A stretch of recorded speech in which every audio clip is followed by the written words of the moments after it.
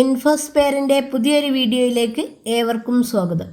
July മാസത്തെ സാമൂഹ്യ സുരക്ഷാ ക്ഷേമനിധി ബോർഡ് പെൻഷൻ ഇന്നലെ മുതൽ വിതരണം ആരംഭിച്ചു. ഇതിനായി 1095 കോടി രൂപ അനുവദിച്ചതായി മുഖ്യമന്ത്രി വി ഡി സതീശൻ അറിയിച്ചിരുന്നു.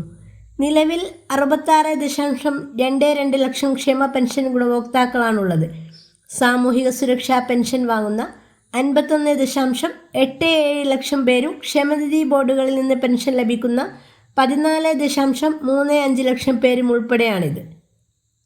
അതേസമയം അനർഹരെ ഒഴിവാക്കി UDF പ്രഖ്യാപിച്ച 3000 രൂപ പെൻഷൻ നൽകാൻ സർക്കാർ അണിയറയിൽ നീക്കം തുടങ്ങിയിട്ടുണ്ട്.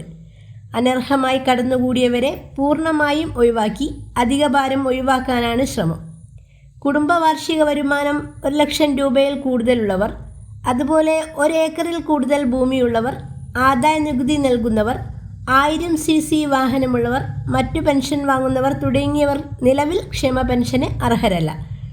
എന്നാൽ വരുമാന പരിധി കുറച്ചു കാണിച്ചും വിദേശത്ത് ജോലിയുള്ളവരെ വിവരം മറച്ചുവെച്ചും ഒട്ടേറെ പേർ പെൻഷൻ വാങ്ങുന്നുണ്ട്. ഇത്തരത്തിലുള്ളവരെ ഒഴിവാക്കാൻ പട്ടിക സമഗ്രമായി പരിഷ്കരിച്ചേക്കും. അതേസമയം പെൻഷൻ വിതരണം ബാങ്ക് അക്കൗണ്ടിൽ ലഭിക്കുന്നവർക്ക് ഇതിനോടകം തന്നെ എത്തിത്തുടങ്ങിയിട്ടുണ്ട്.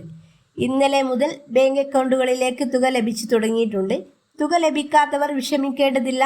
ഇന്നും നാളെയുമൊക്കെ ആയിട്ട് അക്കൗണ്ടിലേക്ക് തുക എത്തുന്നതാണ്. വീടുകളിലേക്കുള്ള പെൻഷൻ വിതരണം തിങ്കളാഴ്ച മുതൽ സജീവമാകും.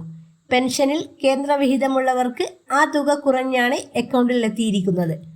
നിശ്ചിത ദിവസങ്ങൾക്കകം ഈ തുകയും അക്കൗണ്ടുകളിലേക്ക് എത്തുന്നതാണ്. പ്രധാനപ്പെട്ട മറ്റൊരു കാര്യം, പെൻഷൻ ഗുണഭോക്താക്കൾ സെപ്റ്റംബർ 30-നോടകം തന്നെ ബയോമെട്രിക് മസ്റ്ററിംഗ് പൂർത്തിയാക്കണം. മസ്റ്ററിംഗ് പൂർത്തിയാക്കിയില്ലെങ്കിൽ ഒക്ടോബർ മാസം മുതൽ പെൻഷൻ തുക മുടങ്ങുന്നതാണ്. അതുപോലെ മറ്റൊരു സന്തോഷ വാർത്ത, രോഗികൾക്കുള്ള പെൻഷൻ ഇരട്ടിയാക്കിയിരിക്കുകയാണ് ഇപ്പോൾ സർക്കാർ. ബജറ്റിലെ പ്രഖ്യാപനത്തിൻ്റെ അടിസ്ഥാനത്തിലാണ് തുക വർദ്ധിപ്പിച്ചത്. ആരോഗ്യവകുപ്പിൽ നിന്നുള്ള സർട്ടിഫിക്കറ്റിൻ്റെ അടിസ്ഥാനത്തിൽ BPL വിഭാഗത്തിൽപ്പെട്ടവർക്ക് ചികിത്സാ കാലയളവിലാണ് ഈ ആനുകൂല്യം ലഭിക്കുക. ക്യാൻസർ രോഗികൾ, വൃക്ക രോഗികൾ, ക്ഷയരോഗികൾ എന്നിവർക്ക് സഹായധനം 2000 രൂപയാക്കി ഉയർത്തിയിരിക്കുന്നു. നിലവിൽ 1000 രൂപയാണ് നൽകിയിരുന്നത്.